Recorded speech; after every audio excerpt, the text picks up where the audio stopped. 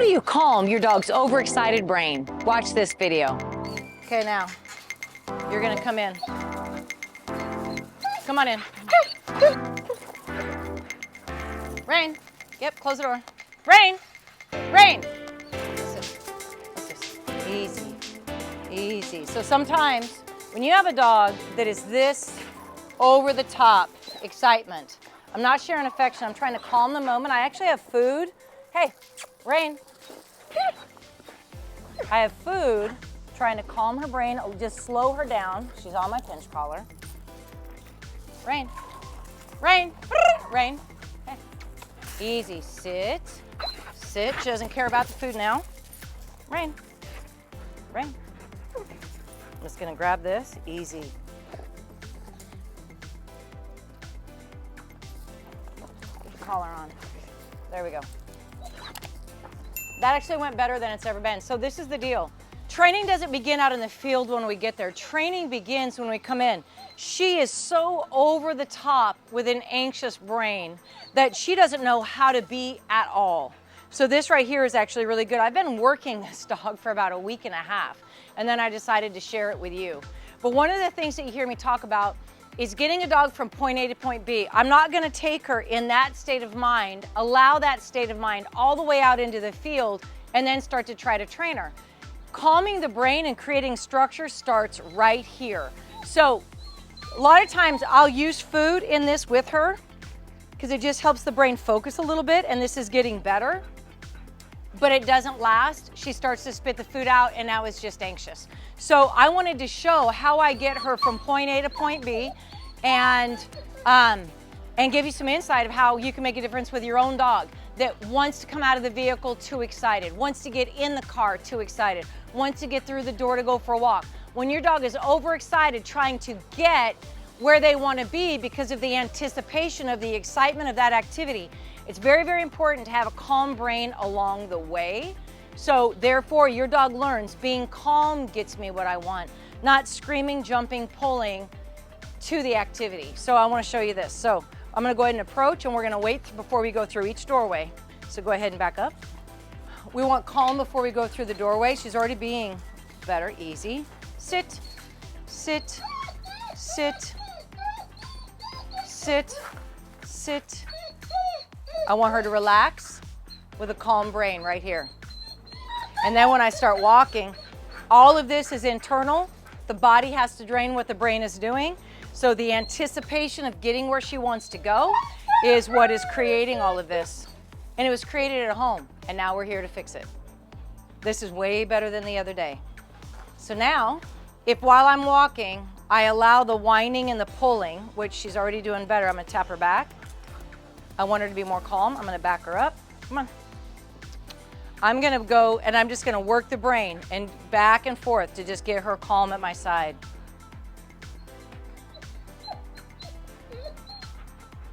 Sit. I'm gonna work the brain, create calm before we get where she wants to go. When I'm walking her, I'm gonna hold the line like this, because if she goes ahead, I'm just gonna give a correction and go the other direction. So notice how easy. So I'm gonna correct, go the other way, because I wanna create a calm mindset before we go out to where she wants to be. Make it nice left, tight left. Notice how everything is starting to come down. It's because the brain is coming down and she's learning how to get what she wants. Being calm gets me what I want. Sit. That's nice. Sit.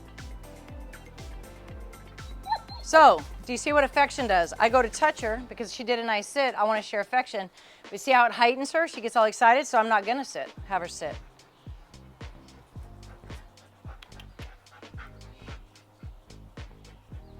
It is so important to work the brain before we even get to where we want. So you have to make sure that you plan your activities accordingly. You may have to spend time working your dog's brain before you put him in the car, before you get him out of the car. Sit.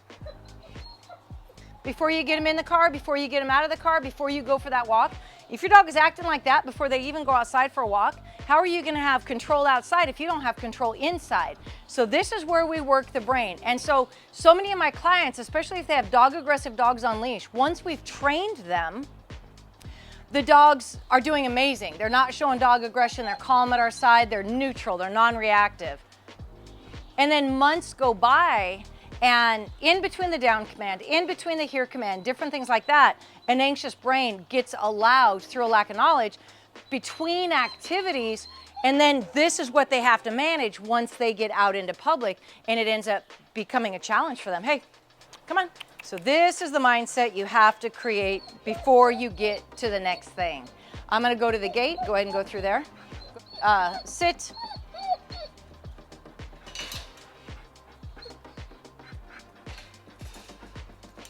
Sit, sit. All of this is created because she wants to go from here to the other side of this gate. Hey, sit. I'm not going to just straight up correct that necessarily because she doesn't have a solid down command. She does not have the obedience she needs to. This dog doesn't have the tools it needs to for it to be calm to move forward. So it's a little bit of a waiting game, and I have to make sure I do not create fight with her. Sit. I am going to bring structure. Sit. I pull up a little bit, now I relax my line.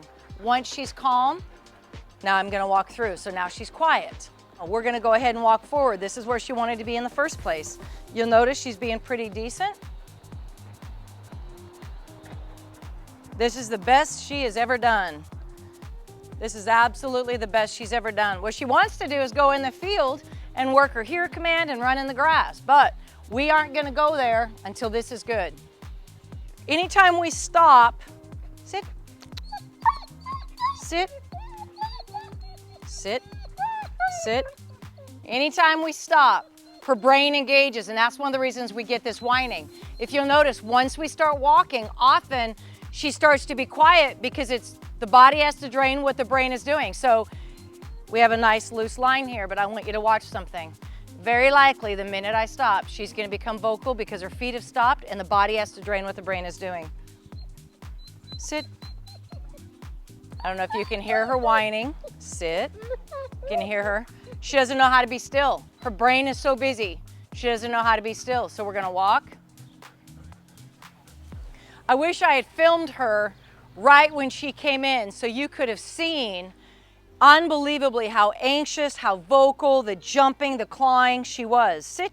She's probably 50% as anxious or vocal as she was since the day she got here. But she was one of those dogs where it's like, man, are we going to be able to, I knew we were going to be able to make a difference with her, and you'll see it because I'm going to share it with you. But the fact is this dog was so extreme. Couldn't touch her because even if I go to share affection, that's better, but you can see, relax. If I go to share affection, this is what I wanted, because when I touch her, it stimulates her.